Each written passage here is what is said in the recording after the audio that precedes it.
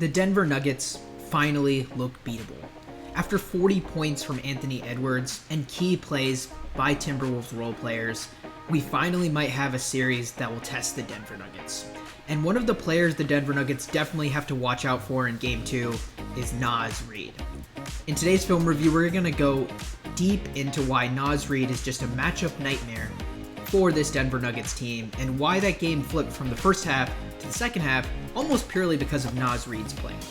So we're still in the first half in this specific clip, and Anthony Edwards is dribbling the ball down the court. You see right here the field goal disparity immediately. The Timberwolves are very good on the offensive glass. It's something the Lakers were definitely not as good at, and the Timberwolves are really good just because of their 3 7-footers in Naz Reid, Karl-Anthony Towns, and Rudy Gobert. And so they've already taken 4 more shots just in the first half than the Denver Nuggets, which is important because the more shots you have on goal, if the same field goal percentage, you're probably going to end up, doing pretty well. In this specific clip, they're kind of using staggered screens here with Naz Reid and Rudy Gobert setting a screen for Anthony Edwards. And I think the ideal here is to get Jokic onto Anthony Edwards in this specific clip.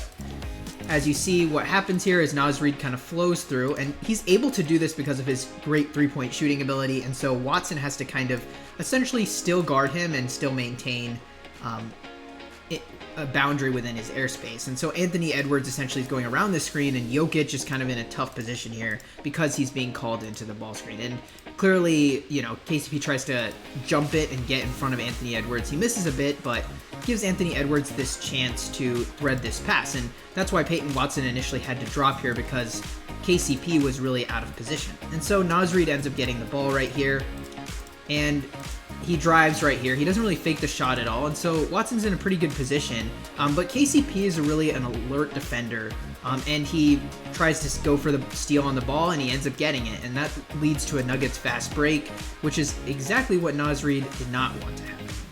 Now, fast forward a little bit to the second half, where Naz Reid's play completely changed in this game. So right here, it seems like the coverage they're going to have on Jokic is essentially every time Jokic gets the ball, Naz Reid and Rudy Gobert are going to have to decide, hey, we probably want to double, because they're not really worried too much about Aaron Gordon, just because he's not that good for 3 this year. I think actually he shot 80% in the last series from 3, and so Rudy Gobert goes up, denies him the ball, and ends up with Mike Conley getting the ball here, runs them in fast break, and Naz Reid does a really awesome job here of following up in transition.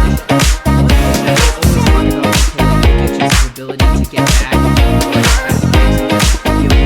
but you see the distance between that shows just how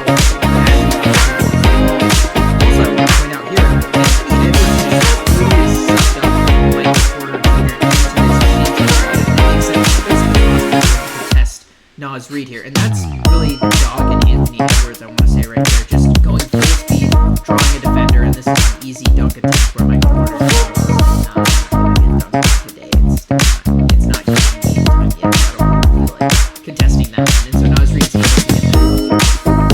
Right here in this clip, we have Naz Reid once again guarding Nikola Jokic, but you notice here they changed their personnel. Instead of having Rudy Gobert at the 5, they're actually using Kyle Anderson at the 5, which is a really interesting decision and something that I don't think we'll see kind of happen. And so in this specific coverage, it seems like Naz Reid definitely has more of a one-on-one responsibility with Nikola Jokic, and he's able to slide his feet really well with Nikola Jokic, which is super awesome to see, and probably is something to watch out for around it. Nikola's going to try to back him down a little bit, and he's doing a pretty good job of it initially, but he realizes, okay,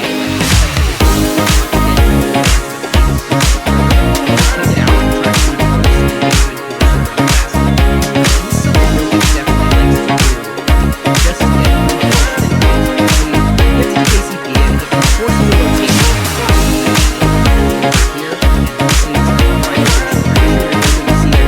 rotating on the backside. There's something that it's pretty adept at doing. I think probably has to be there.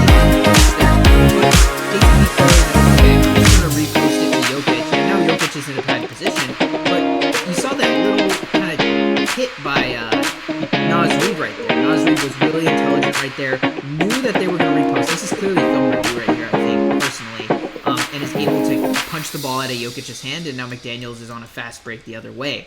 And Jokic just kind of looking up, and he's like, oh my god, how did I miss that? Like, I should have done something different with the ball, or it should have been a better pass. Is really what he's thinking. So he's a little slow on the fast break, and they are just a clear advantage in the end of scoring that play. Now let's look at Naz Reid on offense. So he presents a huge mismatch when he's on offense because the Timberwolves are just so big. Right here, he's playing with Carl down. So Aaron Gordon is forced to guard Aaron Gordon's the biggest guy on the court right now. So that means Naz Reid guarding guys like Hades or things like that. And so in this clip here, right now, he's just going to package down. There's really no chance. And Michael Porter Jr. kind of makes this like a half-hearted dig attempt. I think he either has to commit or he has to stay with Conley. I think this half-hearted attempt really doesn't work too well. But he's able to kind of get around and easily score. And I think that's something that the Timberwolves will have an advantage on all playoffs, just because they do have 3 7-footers. And they play 2 of their 7-footers, and Jokic isn't on the court. It feels like a huge mismatch. And it feels like this specific clip shows you exactly why the Nuggets are probably going to need to play DeAndre Jordan. I mean, he's the only other really big guy they have on the roster besides Aaron Gordon and Jokic, and to compete with this size, they're either going to need to go bigger or they're just going to need to commit smaller. This specific clip, it's getting later into the 4th quarter, and it's clear that they need a bucket. Now they're playing Naz Reid and Karl Anthony Towns once again, and Anthony Edwards obviously as well. So right here, it seems like they've obviously made a lot of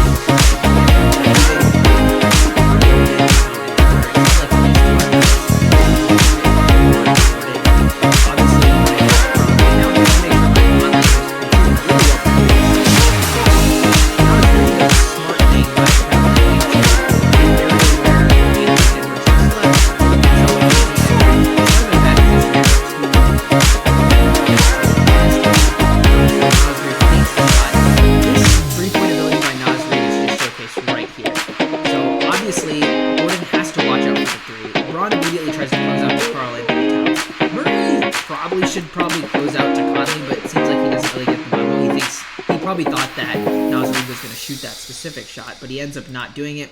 He drives, and he makes a great kick-out pass. There's very little time left on the shot clock. You can barely see it right here, but there's almost less than a second left on that shot clock. And so he does a quick kick-out pass to Conley. He does a quick setup, shoot, and ends up banging in that 3. It was a huge 3, 6 minutes and 48 seconds left in the game.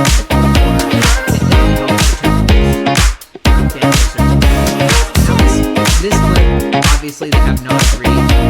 Karl Anthony Towns is in a lot of foul trouble, so Naz Reid ends up getting one of the really late in the 3rd quarter. And you see the spacing by Naz Reid really noticing because they're going well out of the paint. Even though this is a 7-footer, this is a guy who's basically playing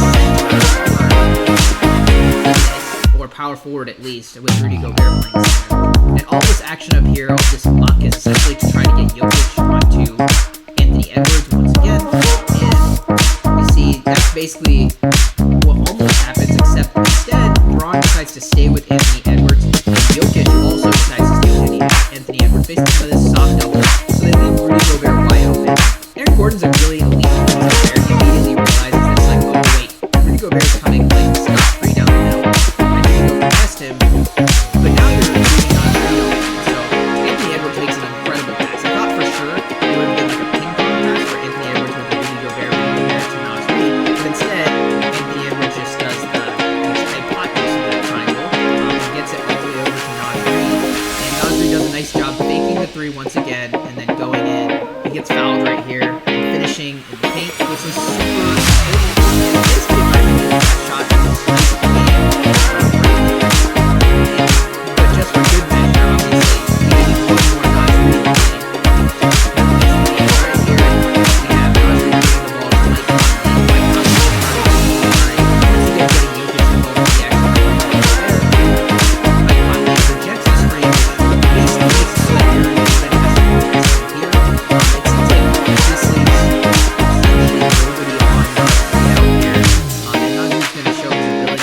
Shoot that 3-point shot. Shoot 3-point shot with 4 minutes and 20 seconds left, basically to ice the game right there. And that showcases really Naz Reid's ability to shoot the 3 that really spaces the floor and allows them to play 7-footers at times in Rudy Gobert, Karl Anthony Towns, and Naz Reid. If you guys like this content, please like and subscribe, and please let us know what you guys